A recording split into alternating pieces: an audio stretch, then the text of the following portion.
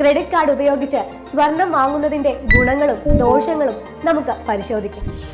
ആദ്യം ഗുണങ്ങളെ കുറിച്ച് തന്നെ നോക്കാം. ക്രെഡിറ്റ് കാർഡ് ഉപയോഗിച്ച് സ്വർണം വാങ്ങുമ്പോൾ കയ്യിൽ പണം കരുതേണ്ടതില്ല. വലിയ തുകയുടെ പർച്ചേസുകൾക്ക് ഇത് വളരെ സൗകര്യപ്രദമാണ്. റിവാർഡ് പോയിന്റുകൾ അല്ലെങ്കിൽ ക്യാഷ് ബാക്ക്. ചില ക്രെഡിറ്റ് കാർഡുകൾ സ്വർണ്ണാഭരണങ്ങൾ വാങ്ങുമ്പോൾ റിവാർഡ് പോയിന്റുകളോ ക്യാഷ് ബാക്കുകളോ വാഗ്ദാനം ചെയ്യാറുണ്ട്.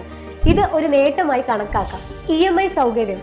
പല ജ്വല്ലറികളിലും ക്രെഡിറ്റ് കാർഡ് ഉപയോഗിച്ച് സ്വർണം വാങ്ങുമ്പോൾ EMI സൗകര്യം നൽകുന്നു. വലിയ തുക ഒറ്റയടിക്ക് അടയ്ക്കാൻ ബുദ്ധിമുട്ടുള്ളവർക്ക് ഇത് സഹായമാകും. ക്രെഡിറ്റ് കാർഡ് ഉപയോഗിച്ച് സ്വർണം വാങ്ങുന്നതിന്റെ ദോഷങ്ങൾ. ക്രെഡിറ്റ് കാർഡ് ഉപയോഗിച്ച് സ്വർണം വാങ്ങുമ്പോൾ ശ്രദ്ധിക്കേണ്ട ചില കാര്യങ്ങളുണ്ട്. ഉയർന്ന പലിശ നിരക്ക്.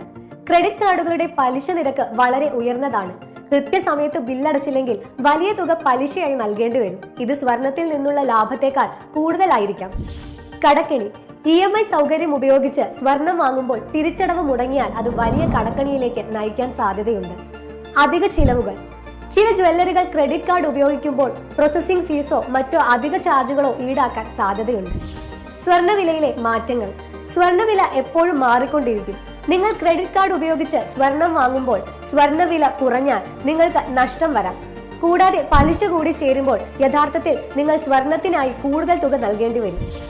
ക്രെഡിറ്റ് കാർഡ് സൗകര്യപ്രദമാണെങ്കിലും സ്വർണം വാങ്ങാൻ അത് ഉപയോഗിക്കുന്നത് സാമ്പത്തികമായി അത്ര നല്ല തീരുമാനമല്ലെന്നാണ് സാമ്പത്തിക വിദഗ്ധർ അഭിപ്രായപ്പെടുന്നത്.